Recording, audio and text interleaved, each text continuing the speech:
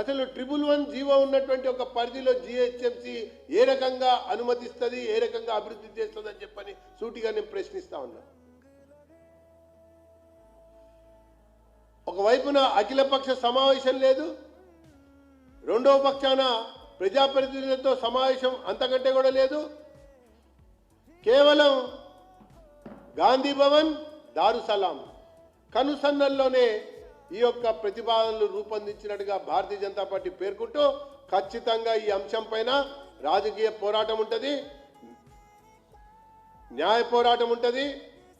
దాంతోపాటు సమాజంలో ఉన్నటువంటి అన్ని వర్గాలను కూడా చైతన్యవంతం చేసి ప్రజా పోరాటానికి కూడా మేము శ్రీకారం చుడతామని చెప్పని నేను పేర్కొంటా ఉన్నా.